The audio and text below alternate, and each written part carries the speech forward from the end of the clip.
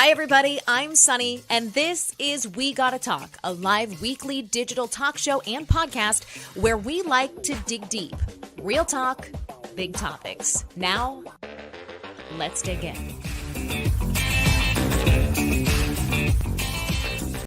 Hello, friends. Welcome to the special hurricane edition of We Gotta Talk. My phone is apparently on. Things are beeping. I'm in a full body sweat, and we are mere hours from getting, hopefully not, but potentially slammed by a hurricane in Orlando. And my guest is also a Floridian. So let's bring her on. She's the founder of Whine and Cheezits. It's a very popular, I hate to say mom blog, Rachel, but it's kind of true. And it's a good thing these days, and also social media star. And thank you so much for joining me today. Thank you for having me as we hunker down for hurricane time. Rachel's in her closet. Is this a normal podcast spot or is this a hurricane spot? No, this is where I have nowhere else to go. I have like one of those open concept houses. So like I have nowhere to go. This is my office. The clothes do really cushion the sound. I'm in like technically an office and it sounds like I'm reverberating. I say it's like I'm broadcasting from a Tupperware container. It's just, right.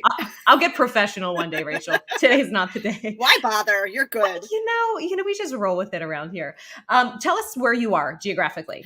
I'm in South Florida, so we're kind of watching from a distance, everything going down. But I am in South Florida, which is also like a mini New York and, a little bit transient, a little of everything. And I've been here my whole life minus about 13 years where I was in the Northeast. Okay. So you grew up in the Northeast and then moved down? Nope. I born in the Northeast, grew up down here, and then moved away after college and did the whole, Manhattan, New England tour and tried to get out of Florida. And it was great. It was wonderful, but Florida's my home. We have to talk about Florida. Florida's technically not my home. It is now, and I love it in many ways. But I have a really hard time telling people why Florida is nice because all they see are horrible headlines about horrible. We have, if you played a game where you put the weirdest, craziest, most graphic headlines up, it's always like 99% of the time it's Florida. It's insane. And my producer, Rachel, was on. She was chatting with us before the show. We worked in news together. And Rachel, the stuff that we would cover, it would just, because you would watch it would literally blow your socks off. I mean, the one that sticks out to me is the man who ate the other man's face off. Yes, with he took bath salts. Yes. Mm-hmm. Oh my God. If producer Rachel, if you think of any other crazy Florida stories, just pop on at any point. And if you're watching, you'll see her pop in. If you're not, you'll just hear her different voice. But yeah, it's insane. But I don't want to get political because everybody has strong opinions when it comes to politics in Florida. But I will say, unexpectedly, the best place to ride out the pandemic. And thankfully, we didn't have any situations where we had to be overly concerned. No immunocompromised issues in our family, knock on wood. So, I know I'm not speaking for everybody and we have to put that qualifier out there. It wasn't a picnic for us or anything, but it was a decent place to be. You could be outside. You could let your kids run. Do you feel the same? I do. I think that we got very lucky, especially having lived in New York and Boston and lived in the high-rise doorman building situation.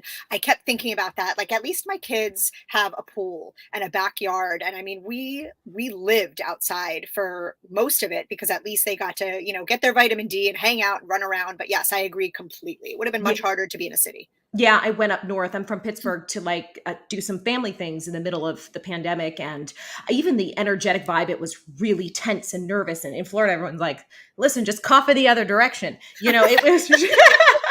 They wouldn't even let us they kicked my dad out of a coffee shop. And I was like, dude, he's like a 70-year-old man with like 3 face masks on.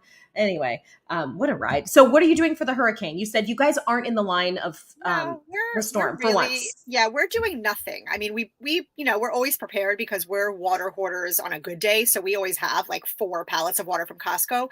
I mean, what else can you do? I feel like we get warning. It's Mother Nature. We have snacks. Like my kids are off school. I'm hiding in here working. So we're not alarmists. We're just not like that. And so we kind of just ride it out, watch the news. My husband is the least of an alarmist. He thinks it's ridiculous that school is canceled tomorrow already.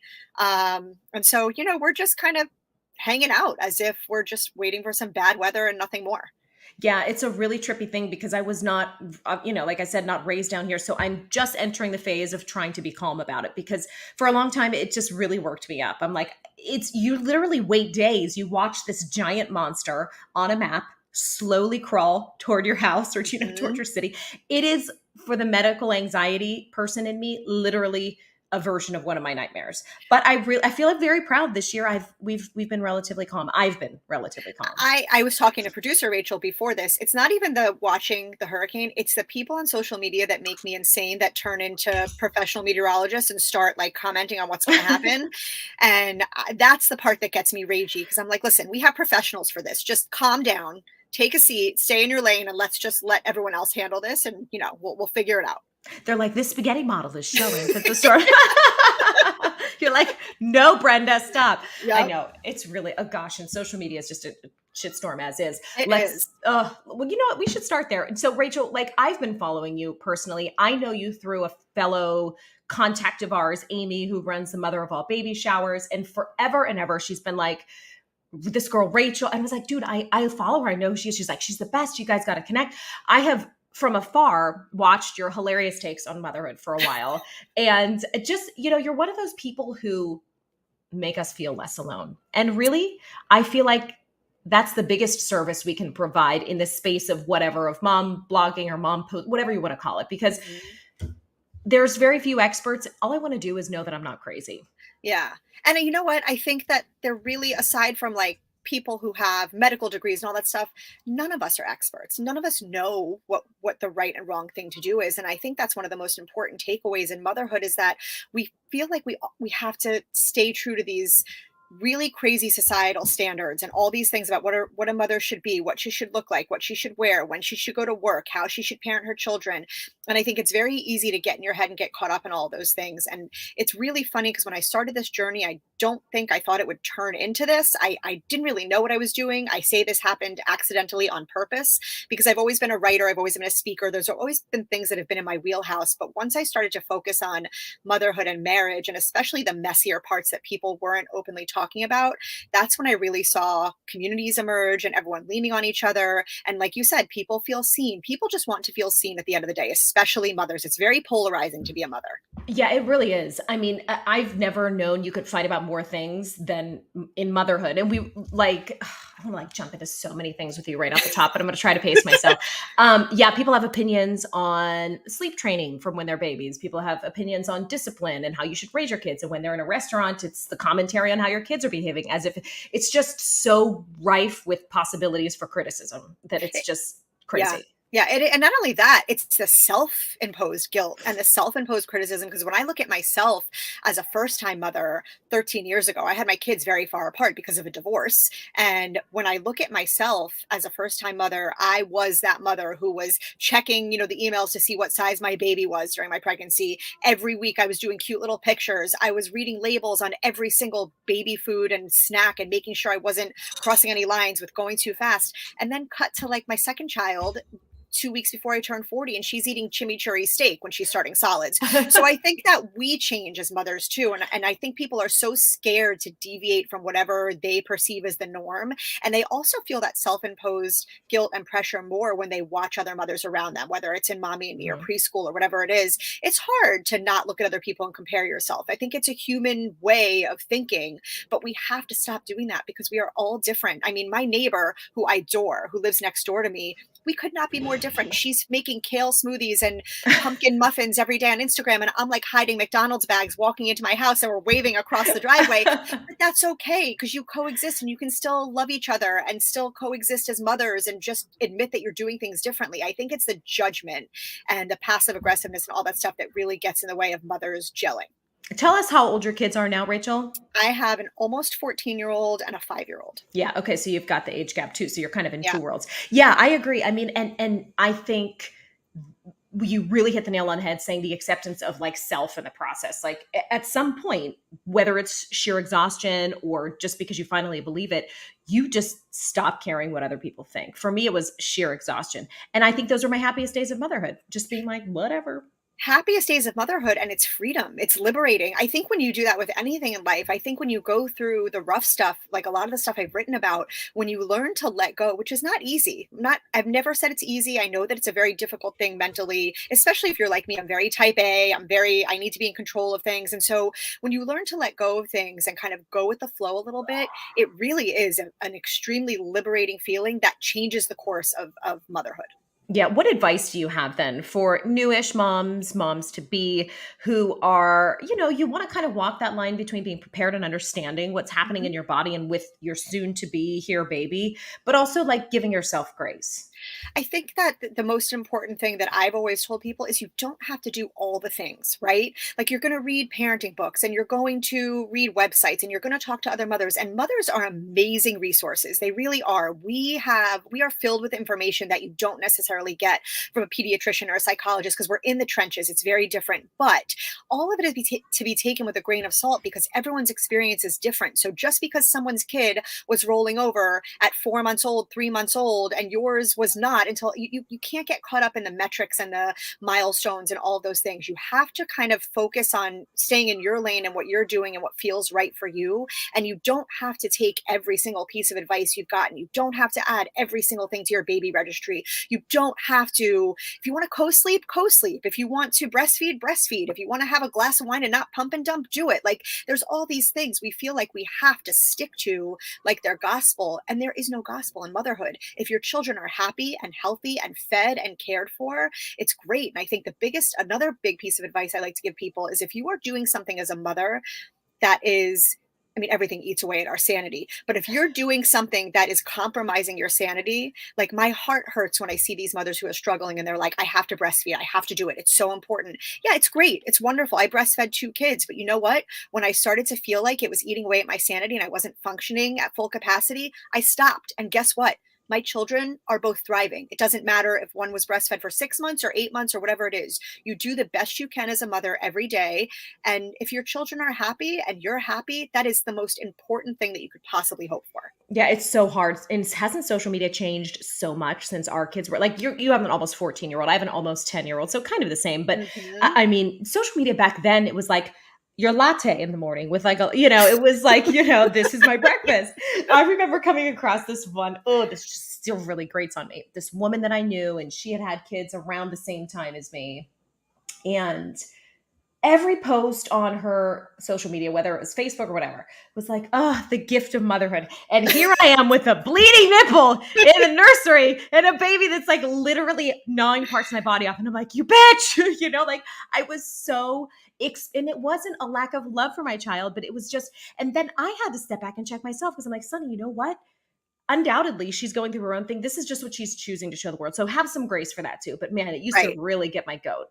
Well, that's the thing. That's the thing with social media, right? Is that people show us what they want us to see in most respects. Like those of us who are doing this for a living and it's our livelihood, I think we have a responsibility to be more vulnerable and to be more real. But there are people out there who do it as a hobby, and that's okay. You want to show your Right. letterboards and your white picket fence and all that stuff. If that's what gets you through the day, you do you. Like that's Right. not real life. It's not. I mean, Letterboards. I'm sorry. the letterboard thing, I know this is going to sound crazy. I have an irrational anger towards letterboards Why? because who has the time to sit and like have these tiny little plastic letters that you're perfectly placing? Like I can barely write a note to put in my kid's lunch. So I just feel like let's keep it real. And like if Oh you my god. listen, there are mothers who pack these beautiful bento box lunches every day that are more impressive than anything I've eaten in my entire life at a Michelin star restaurant. And if that's what brings you happiness and joy, I wish I was built like that. I wish And I could do that. I can't. I and you can't know do what it. I realized? It's the bento box mom probably really mails it in other parts of her life. And just A because hundred you know what percent. I mean? Yes, we are Yes. not all like,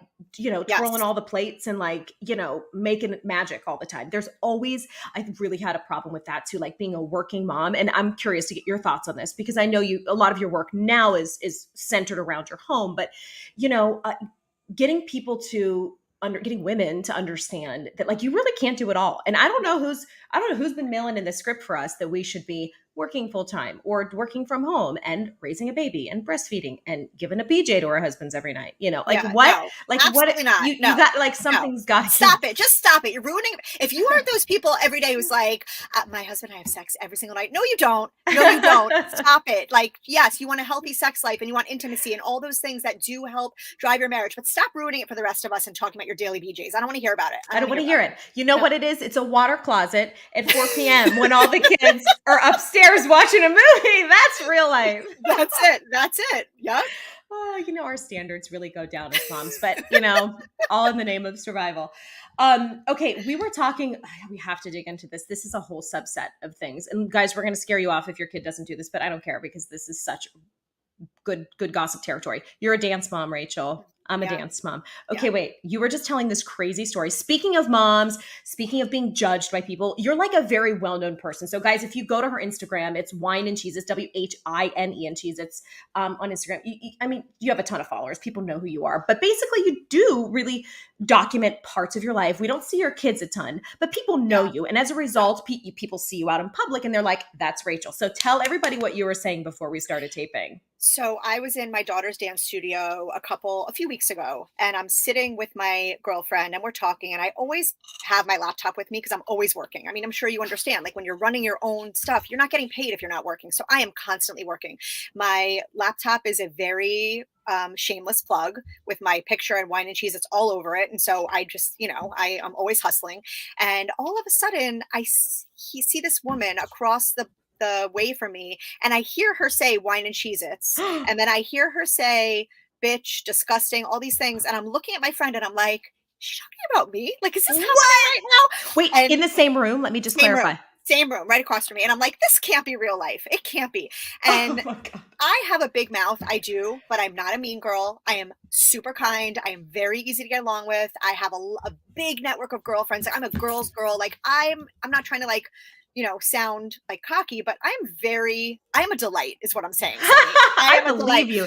Listen, So, I'm on your side, girl. Go. so I'm listening and I'm like, this can't be real. And I'm trying really hard to figure out, because my gut wants to stand up and walk over and be like, is there something wrong? Like I wanted to be confrontational about it, but part of me is thinking, okay, there's many reasons I can't do that. Number one, I'm in my child's dance studio. There's 4-year-olds walking around with tutus and tap shoes on. And like, is this the time and place to get into a mom argument? Like, that's not my style. Number two, I am very aware that people are cell phone crazy now. They take out their cameras to record everything. You have a 10-year-old. I don't know if they have a phone or not, but my older child has a phone. I've seen fights at school on TikTok, all these things. And I'm Mhm. like, do I want to be the next person that gets up and starts confronting this woman, and then I'm videotaped and I look like the aggressor and it's all over social media? Like, not that I take up that much importance, but people do know who I am down here. I do have a local following, and I am recognized in public. It happens. But I was so fearful of what the consequences would be, even though I was the victim in the situation, that I decided in that moment, you know what, this is going to be a teachable moment for my daughters. It's going to be a teachable moment for moms. Hopefully, I'm going to keep my mouth shut and I'm going to think about this for a second. And then, of course, I took out my cell phone and I wrote a passive aggressive meme. The only way to fight back these days. Only way to fight back. And I didn't name anyone. All I said basically was exactly what happened. I'm sitting in my daughter's dance studio and there's a mother across from me talking about me right in front of my face, using words like bitch and disgusting. And people wonder why we have a mean girl epidemic. And that went so viral. People were commenting. Everyone was going crazy. I was getting DMs, and I was just like, you know what? Everyone needs to learn from this. Like, this is going to change something. Someone's behavior is going to change. The next day, the girl who I know peripherally called me. She got my number and called me, and she said, I'm sorry. You are 1,000% right. I did exactly what you said. My friend saw your post and asked me if I'd seen it, and I hadn't. And I looked at it and I read it and I stopped for a second and I said, she's right. I did those things. And she profusely apologized. She said I was fighting someone else's battle. She's connected to someone who really doesn't like me for ridiculous reasons. And it's okay. Everyone doesn't have to like me, but we have to be kind. And she basically said, I was so out of line. It was very mean girl behavior. I'm embarrassed. I'm mortified. And all I can do is profusely apologize. And I hope you'll accept my apology. I had two choices. I could have been like, no, I don't accept it. Yeah, You're right. rude. Or I could say, you know what? We all fall down. We all fail. And if you're going to own it, it's not easy to make a phone call like that. It's not. That's a very hard thing to do for your pride. I don't care if anyone thinks that apologizing is always the right thing. That's a hard phone call to make. So the fact that she did it, I gained a lot of respect for her. I said, I accept your apology and we're good. Let's move forward. Let's use this as a teachable moment. And we saw each other the next week. We hugged. It was fine. And it's good. It's all good. Listen, first of all, I do give her credit. That takes a big person. And I give you credit for accepting the apology, because it's really easy to just go back in our rabbit hole and be like, no, I'm not Mhm. gonna. That's so weird. Can we just reflect on? I say this all the time, and I don't want to be this person, but I'm going to be this person. Like I'm the biggest feminist there is. I believe in women. I believe in the, being offered equal opportunities and leaning into our unique strengths. But I fucking hate women sometimes. We're I the know. actual worst. Like I why? know. Why? And I would like to think that I don't lean into that behavior, but I had a recent, not a recent, but a similar experience on Instagram where someone accidentally sent me a crappy message about me that they meant to send to someone else in forward. You know how you hit the forward button and whatever. And I think to myself, God, like how old are we again? Like I want to believe that we're better, Rachel, but it's just this behavior just pops up, this mean girl behavior. Yeah, I think I don't know what it is, but I think that women have been pitted against each other since the beginning of time. I think that not to sound like a stereotypical feminist, but we've fought against patriarchal things for such a long time. I think there's a very like one woman for herself mentality in a lot of ways because we're fighting for airtime, we're fighting for jobs, we're fighting for salaries, we're fighting for, motherhood things, we're fighting for all these things and we're almost like conditioned to fight a little bit, which I think is not necessarily a bad thing because I do look at my two little girls and I want them to have an edge. I want them to have that sense of self where they're not afraid to be vocal and use their voice. But there's a fine line when you look at women between using your voice and being pegged as a bitch. And that is unfortunate. That is Yeah, an upsetting thing. it's like the object of your wrath should not be no individual woman is ever responsible for your issues, your shortcomings. But we're taught that if we take down this person, then that opens up that spot. That's not the case. And it took me to be an older woman to understand Yeah. there really is room at the table for everyone. What you bring to the table, Rachel, I can never replicate.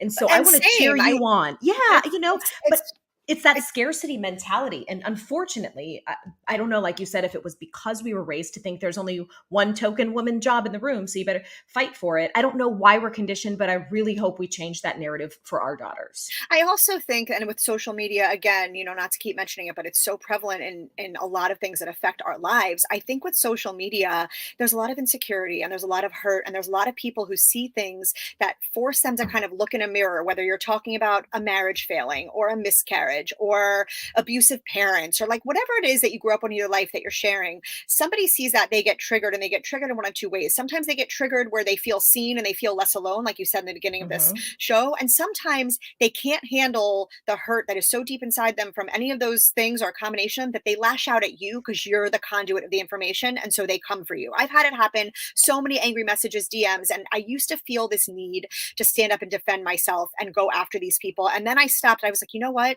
It's not about me. They're not coming because it's about me. I'm just an easy target because I posted something that hit a nerve with them. And so they're just going to be a keyboard warrior. And I'm going to let them have their moment and let them get it out. And I'm not going to fight because there's nothing to fight. Well, how do you determine like who is worth responding to, whether it be in DM or in person, and who you need to just back off and let them go through that learning moment? So if someone is like straight up nasty, where they're just vile and nasty, I'll ignore it. And sometimes I even block them because I feel like I have worked really hard to build a community of women who have a safe space and can lean on each other and we can laugh and cry and go through all this together. So when I feel like someone is threatening that and they're going a little bit off the rails, I'll ignore it. And if I feel the need case by case, I will block them. If it's someone that I can tell, and I think as a woman you can tell like by the way someone words something, if there's a struggle going on and there's sadness and it's not so much anger but it's this hurt, I don't always engage, but I'll try and write something kind back like I'm so sorry that this struck a nerve with you and that was not my intention and this is just my experience and I try and come from a place of kindness, and usually I think because they're expecting me to fight back, it disarms them. And I've had it happen more than once where someone will say thank you so much for responding and you're right and I'm glad that we could have this conversation even though we have differing opinions, and then we both go on our way. And that to me feels like a huge success because I'm not trying to proselytize to anyone, I'm not trying to change anyone's opinion, and you can coexist and feel differently, but I just ask for respect. So if you want to disagree, or you don't like something I'm saying, that's okay. My daughter tells me all the time that people down here, especially, are mostly nice to me because they're afraid I'm going to write about them.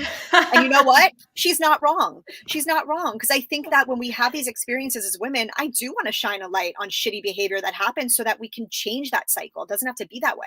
Yeah. Yeah, let's talk about raising girls too, because like, Oh, wow, the God. level of challenges. Like we used to have to just worry about walking down the hallway and getting a crappy, look from whatever, from the upperclassmen or from the other girls. Like now, like, oof, we can we're targets all over the place. And I all shouldn't say over. just girls, boys too. Mhm. What do you tell your daughter? Because they're facing so much more these days. So I'll tell you that, I have a middle schooler. And so far, I know, listen, every stage of parenting is hard. Nothing is harder than the rest. It's just different. It's all Right. different.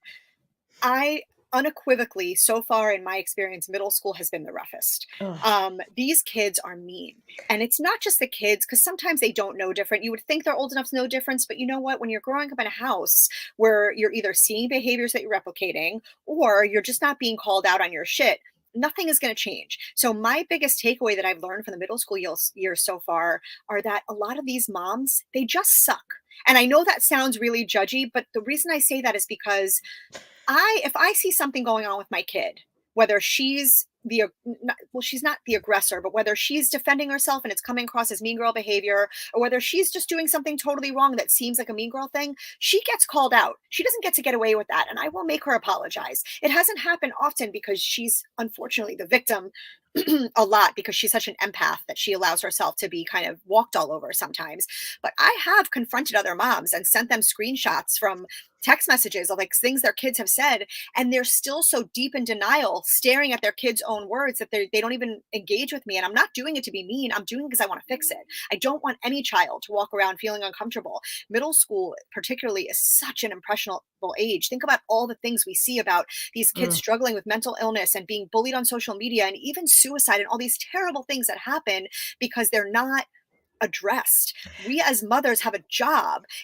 I feel very strongly, and I know that sometimes people don't feel like this. If you have a child who's under the age of 18, you should be checking their phone, whether it's regularly or sporadically or whatever it is, and not secretly. Let them know that you're checking it so they have accountability. These children are not old enough to navigate some of these tough conversations that are rife with emotion, and knowing how to come out the other side and hold their head high and handle it. They get Mhm. angry, they have hormones running through them. It's our job to help them navigate this. It's not our job to hand them a cell phone so they can weaponize it and hurt each other. That's not right. Ugh, But it Rachel, this is giving me happens. chills. Yeah, it's true. And distraction is a big part of it. And here's what I think too, that kind of remains a check for me. Parents these days are so concerned with their kids being in all the activities, being successful, getting into a good college, studying hard. Like there's a whole other part of a person that has nothing to do with your college degree, with your success in athletics. That's our emotional intelligence. And I think that these days there's such a focus and a distraction on making these eventually successful, and I use air quotes because that's such a subjective term, adults, that we forget a whole part of their bodies that need to be developed, their minds and their emotional intelligence, their ability to express themselves. Like that's such an important, listen, I'm not an expert, but from all the experts I've talked with and just noticing struggles with my own kids, it's never about, oh, I'm so upset I got like a B. It's like, oh, I'm so upset someone made fun of me. I need to teach them how to react to that, how to be responsible for their own feelings. Like these are the kind of things that I worry about. And I don't know, maybe I don't do enough of the other stuff. I'm like, No, that'll I think figure itself that out. no, I listen, academics are important. You want your kid to be successful. You want them to, whether they choose to go to college, vocational school, whatever it is, you want them to have the tools they need to Right. succeed.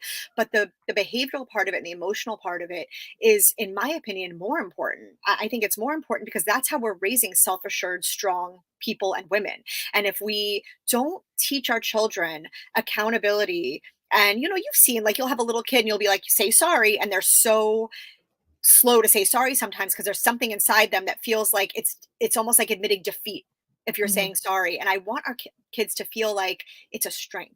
It's mhm. showing your vulnerability. It's showing that you're admitting that you can make mistakes. We are all human and we're all going to fall. We're all going to do it. Think of how many times as a mother you have a day you wake up and you nail that day, right? You're like, wow, I really killed it today. And then the next day you forget to send your kid's backpack, or you forget a homework assignment, or you're driving there to bring lunch. Like, it's an ebb and flow of mistakes and successes. And if we don't teach our children that that's normal, that it's normal to fall and you can fail upward instead of going into this cycle of where you beat yourself up or feel like you're being made fun of by other people, we're not going to raise strong, compassionate children unless we teach them to take accountability. Yeah, that's so true. Rachel, another thing that you have really been candid about that I think a lot of people have connected with you about is your divorce, starting over, finding a new partner, and blending your families. I know you've talked a lot about this, so people who follow you probably know. But for those who don't, tell us a little bit about. I hate to just make this question generic, but how that was. Like, how was that? It was terrible. Oh, You know what? Listen, a divorce, even if you're amicable, divorce sucks. It is a life change that uproots your family, no matter how much you try for it not to. I thankfully did it with a child who was very young. She was only 2.5 when we separated, so I feel like it wasn't easy, but she was so little and malleable that it was easy to make it seem like an adventure and a new lease on life and all that stuff. Um, Her dad and I co-parent very well together. We are very involved together in her life, but I did move on. I married someone else, and I had a lot of guilt. I had a lot of guilt about what her life would be like having to shuffle back and forth. And then when I had another baby, I thought I fucked up my family. I really did. And I wrote a whole article about it for Pop Sugar years ago about how I felt like even though all my child wanted and asked for years was a sibling, I brought this baby home knowing that babies suck the life out of you and you have to give them so much more. My older daughter was 8 when my baby was born. And so she was self-sufficient in a lot of ways. So a lot of things for her fell to the wayside. And I knew that and I felt guilty about it. It yeah. messed with me. It messed with me emotionally. I felt like I wasn't being a good mother. And all those normal things you feel as a mother, I think were compounded because I was blending a family and feeling like someone was going to get the raw end of the deal. And that's a terrible feeling to feel as a mother. How did you know your marriage was over?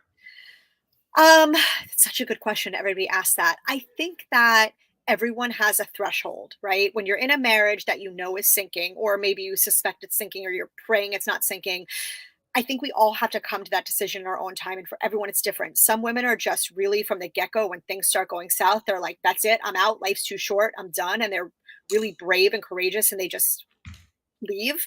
There are others of us who kind of try everything. We try therapy. We try any kind of counseling we can, deep introspection, all these things to see if it's salvageable. And for me, there wasn't one moment. It wasn't one thing that happened where I was like, well, my marriage is over. I think it was a gradual progression into not feeling like I could exist anymore. I was a shell of myself. My friends would even say to me, I was very closed off. I'm a very happy, upbeat extroverted. I call myself a power extrovert. I can talk to anyone, easy to get along with. I was not that person. I was shriveling into something I didn't recognize. And anything I had, I was pouring into my child so that she would feel some sense of normalcy. And I think I just reached a point where I was like, I can't, as much as it sucks to break up a family, how much worse is it for my child to see her mother like this? Like, I don't Mhm. want her to grow up thinking that this is how marriage is supposed to be and that she sees me walking around with like tears streaming down my face and all that stuff. I don't want that for her. I'd rather go through the stumbling of, navigating a divorce and coming out the other side and her seeing resiliency and strength and all the things that we want our kids to experience. And it wasn't easy. It still isn't easy. We've been divorced for over a decade and we still, when you have history with someone, you know how to push each other's buttons, that stuff doesn't go away. But I think you kind of fall into a groove and you can't marry someone who does not want to wholeheartedly take on that step parent role. And I see this from women all the time who will message me and be like, I hate my stepkids. Or Mm. they'll be like, and it kills me because I'm like, you can't leave a marriage and walk into a partnership with someone who does not understand the intricacies of a blended family and that your kid is always going to come first and that you are also not marrying a child. You're marrying an ex. You are Mhm. marrying that ex, whether you want to or not. And so if you marry someone who's not gracious about those things and demands a level of attention that you can't give because they're not willing to admit that there's, a kind of different wing of this family, you're not going to succeed and you're not going to be happy, even though you moved on, in my opinion. Yeah, yeah. I mean, I'm not personally divorced, but several of my close friends and family are, and I hear the same thing: is that you're marrying a family, your new Mhm. spouse or your new partner is marrying into kids and a new partner, but there also is, I don't want to say the shadow of an ex because that's like a really creepy way to put it, but there's the presence of someone there. My kid is screaming in the background. Do you hear it? I'm sorry Yes, if it's you great. did. It's real life. Stop it. It's like, okay, wait, I have to ask you this. You don't have to answer this if you don't want to. Yeah. Like, okay, so you're divorced now, you are in a new and happier relationship. If you could go back to Rachel, first marriage Rachel, and like look at things, were there signs that you missed? Oh, yeah, yeah. Not even that I missed. There were signs I knew. I mean, listen, I don't care what any person says. Women's intuition and that gut feeling, that's a real thing. It is very real. When there are red flags. I think for me, I was madly in love, and this was my college sweetheart. And I wanted that progression of graduate college, get a job, buy a house, start a family, all those things, I was willing to ignore all of the sirens that were flashing in my face because I was so desperate to follow that progression. I had invested so much time. I'd Yeah. invested years and years and years, and I'm not a quitter. What were the red flags, if you feel comfortable sharing? We just were not the same people. We met, we were 18 years old. When you're 18, and then even in your early 20s, I have plenty of friends who married in their early 20s and they are in solid, amazing marriages. When I look at myself in my 20s versus myself now, marriage or not, I am not the same person. I don't have the same likes. I don't have the same interests. And I think that we just really had a lot of damage from meeting so young and doing stupid things and growing apart and not seeing eye to eye. And I just think it was regular life stresses on top of the fact that at our core and our foundation, it wasn't a strong foundation. I think we both wanted it to be, but I just think it wasn't. And it was foolish to think otherwise. I just think it took me a long time to see it. And everyone always Mm, asks me, the next question I get is like, well, do you regret it? Do you wish that you would have left earlier? And you know what? I don't. I don't. And I know it's cliche to say, I wouldn't have had my baby. I wouldn't have mhm, had her. And she is everything. I would walk through hell back again 10 million times to go through even if I knew exactly how much hurt I was going to go through, I would not change a thing because I think that every moment of that first marriage landed me where I was to be emotionally ready and not take any bullshit in a second relationship. My mhm. my threshold for bullshit was empty. And so when I met Jason, my current husband and final husband, when I met Jason, there were no games. There was Right. no like everything was out on the table and it was so easy because there was no like awkwardness of hiding like certain things of wants and needs and expectations. Everything was out there. And I don't think that would have happened had I not gone through a divorce. Yeah, I mean, it's really tempting to look at you as like a happy ending example, and I'm sure you don't want to be classified or as that either because it's like, oh, well, like then people hold you up to a standard to be just like, okay, well now you're the example of the perfect, Right. second time around. But you are happy now, and like if there were a lesson in that for women, whether they're at any stage of whether it's separation or in the middle of a divorce, nasty or amicable, or in the beginning of that new relationship and trying to test the waters and see if this person is their match. Like, what's your advice? Listen, I think when you're in any situation, whether it's navigating a divorce or dating someone new, you have to you have to really kind of take a very deep look into yourself and make sure you're being honest with yourself. If you are not being your full-fledged unfiltered self, saying whatever is on your mind, doing whatever feels right to you and not accepted wholeheartedly by other person, that is not your person because Yeah. you should not have to, like, I know we joke about wives and hiding Amazon packages and hiding all these things. I get it. Like, I understand it's a joke. We don't If you are not, I mean, I'm gonna go get Botox. I'm not gonna lie to my husband and be like, Thank you. I'm not gonna no, he knows. Like, I'll say to him, can't, don't you can't no, we're not having sex right now because I have a face full of dysport and I don't want to mess anything up. So leave me alone. Like You I don't want to I be would like Quasimodo by the end. yeah, I Yes, would no, never. I'm with you. I think there are a lot of women who are afraid to be their true authentic selves. And I don't while I don't want to be the poster child for the Right. happy ending, I can wholeheartedly tell you, and I know I've used that word like so many times, but it's such like a good word to encapsulate all of this. I am 100% myself. I say crazy things to my husband. Sometimes I get crazy. Sometimes I have like emotional breakdowns right in front of him, and I'm never embarrassed or awkward. And there's never that like, oh God, I mean, is he going to run for the hills? Like, Right. that when you find someone who accepts you for you, it's a very different level of happiness and consistency and Mhm. feeling like you're safe. Yeah, I always the Botox day I get or Dysport day for me. I tell Andrew, I'm like, listen, Yeah. you're gonna get an Amex alert. It's gonna be big. I could be the wife that hides it from you, but I'm gonna be the wife that tells you. And he Right. always goes, well, you don't need it. I said, I don't need it because I Same. get it. Because I Right. get it. That's why I Right. don't need it. Because my Right. face Yeah. it's fun. It's so weird how that is like for as frivolous of a thing as that is, how big of an issue that is. I've talked to all my girlfriends about the Botox Yeah. conversation. Some are Yeah. like, I don't want him to know that I get it. And I'm like, bitch, you're going to get old one day. You better tell him that you're doing something, or he's Right. going to expect you to look 35 forever.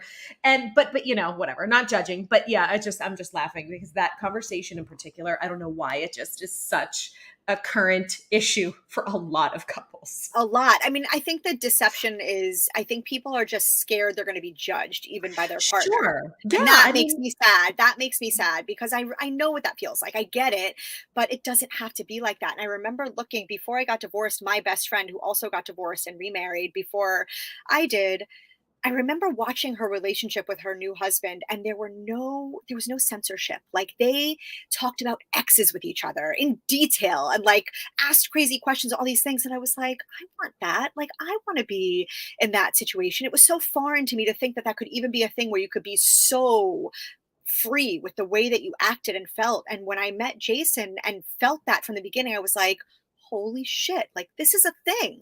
This is a thing. And we are, so many of us are settling to stay in relationships. And the other thing that makes me really sad is all these women who will message or DM or in Wednesday confessions, they'll say things like, I'm not I'm not in love with my husband. I'm not happy, but I'm not going to leave I don't want to do that to my children, or I can't financially leave. And there's always a way to leave. If you are in an unhappy situation or in an abusive situation, there's women who are settling and staying because they're of the fear of being able to exist on their own, whether it's financially, emotionally, whatever it is. And you can always leave. You always can.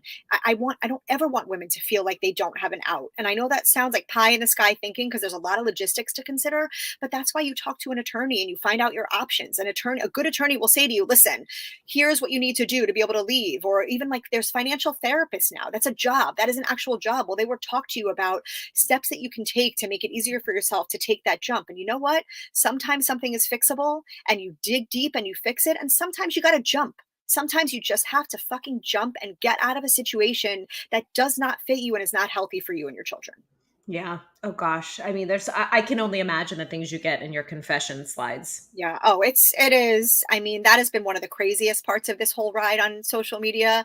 The things that people are willing to confess, but it also makes sense to me that people are more comfortable confessing to a stranger like me who they're never going to run into Hmm. versus someone they're going to see in the Target checkout line or the preschool parking lot and they just like said something crazy. So I get it. Like I get it psychologically, but there's so many people walking around shouldering all these things that are eating them up inside. Another reason to be kind, to accept apologies like you did from the one Mhm. woman, because dude, we just never know. You just never know what You don't people are. know And what's women going carry a on. lot more on the inside, I think, than we are willing or able to show. Well, you know what's really interesting? When you do become vulnerable and you share the messier sides of life, people come out of the woodwork. And when I was getting divorced, before I even had like full-fledged social media following, I was getting messages on my personal Facebook from people I knew from my kids' preschool and activities and whatever, who I'd never even had more than a 2-second conversation with. And they were messaging me so vulnerable, like, how did you know it was time?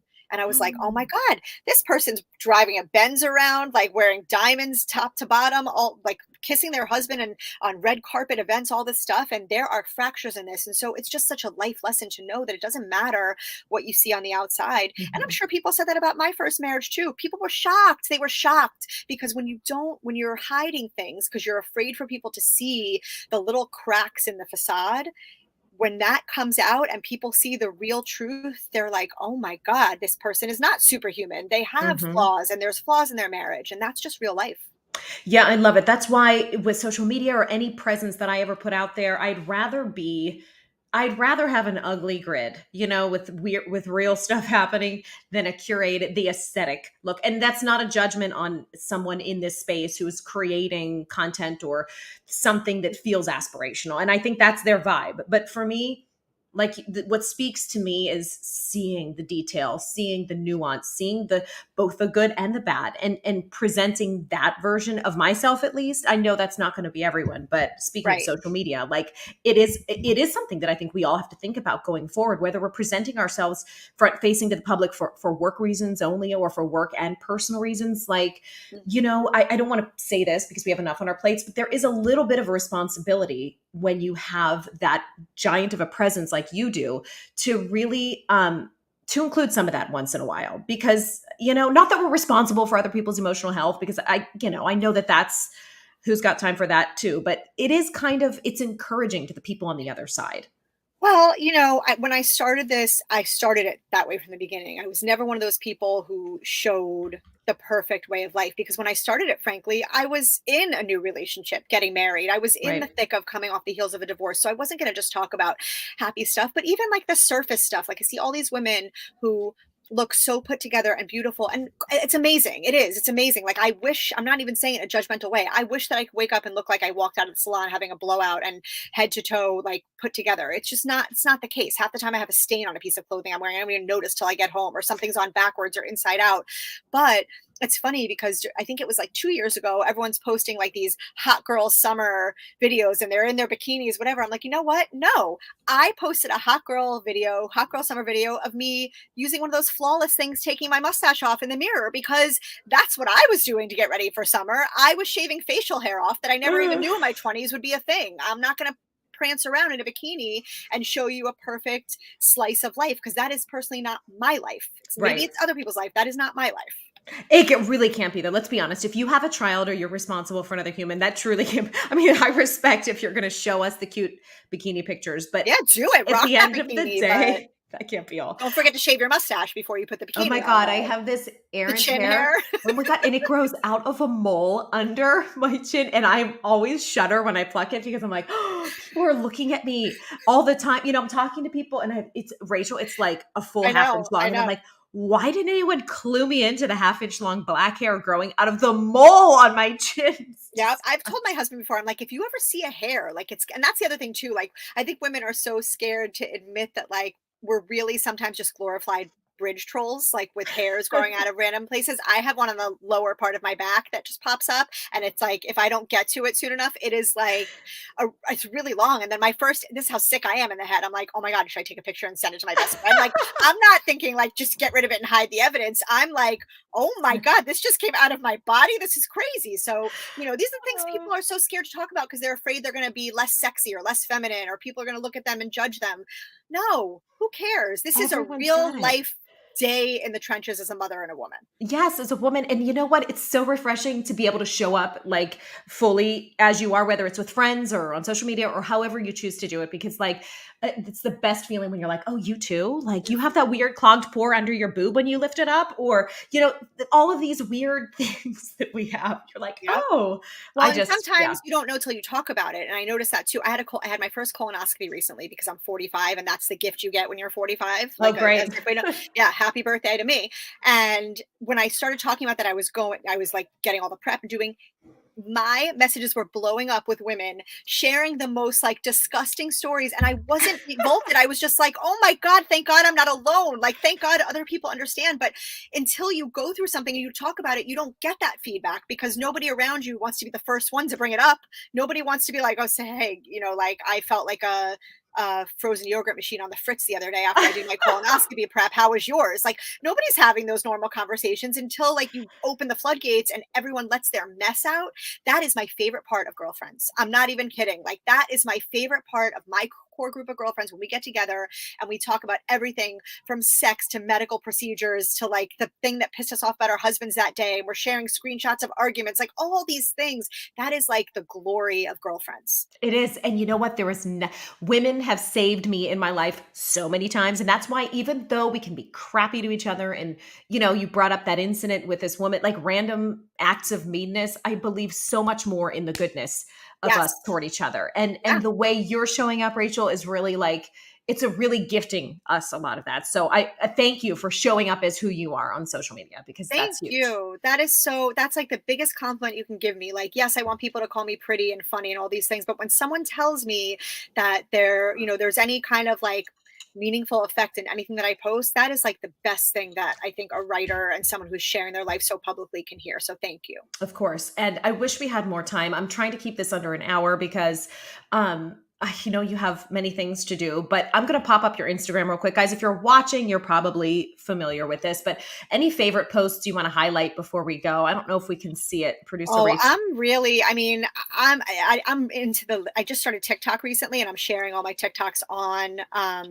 my Instagram, but I'm really loving like these like wait, go back. I don't know. Can you play videos or no? Yeah, we can. I Okay. think we can. Rach, can Okay, so we? go back. There's one of me. It's just my face with my hair in a bun, short lip, right after. Yeah, that one. This is when my 5-year-old discovered the thong song, Oh my God. and she To a won't. 5-year-old to a real classic, and now she won't stop asking Alexa to play it. Here she comes. Oh my God. When you Wait, does she have introduce your any idea? 5-year-old to a real classic, Does she what? Does she know what a thong is? Oh yes. Okay, Yeah. okay, yeah. My kids, we have a pretty open house here. Like my kids have asked me why my boobs aren't round anymore, like all those things. I So love like it. we have very open conversations about They're those always like, things. why does that underwear go up your butt? I'm like, well, I know you're literally only the height of my ass, but you'll find out one day. you Yep. know? Yep. Oh my God, it's so fun. Well, I didn't even get a chance to ask about the podcast. Tell us briefly about everything you're doing and projects you're working on so we can find you, and then we'll pop up. Yeah, your so socials. everything is on whineandcheezits.com, but I am definitely most active on Instagram, which I know you guys put up. It's at Whine and Cheezits, wine with an H. That's usually where I spend most of my time. I have a podcast with my 30 plus year friend, platonic male friend, and we're talking all about all the things. He's the in arena host for the Miami Heat. He's a very well known person down here also. So we are having the time of our lives. It's called Friends Without Benefits, and it is on everywhere you find your podcast. It's a pink picture background with him and I dancing. And I have a book proposal out now with an agent that I'm trying desperately to sell a book. So therefore, any publishers who are watching who would like to purchase my book that I'm pouring my heart and soul and some laughs into, you know where to find me. This is going to happen for you, Rachel. I hope you know that this is a matter of time and not a matter of if or I'm when. manifesting it. Girl, I'm here. I will be at your book. I'll be at your book launch party if you'll have me. Thank Just you. invited myself. Rachel, thank you for taking time to, spend with us on this otherwise crazy day. This is like normally much more professionally done, but here we are in sweatpants and we're making it happen. So thank you so much. Thank you. It was so great, and I really appreciate you having me. All right, guys, thank you for watching and or listening. God, this was like a little cleansing of the soul. I love it. I love talking to like nice, normal moms. Anyway, we didn't even get into the dance mom stuff, which is a whole conversation in and of itself, but maybe we'll bring Rachel back soon to do that too. Thank you guys again for listening and watching. If you haven't done so, this is me begging you, please leave a rating and review. Yes, they matter. That actually really helps the podcast get out to people who might find it enjoyable or helpful or useful in some way. So go into your Apple Podcasts app, tap the 5 stars, and leave a rating. Only if it's a good rating. If it's not a good rating, bye. Okay, have a wonderful day, guys. Thanks for listening. See you soon.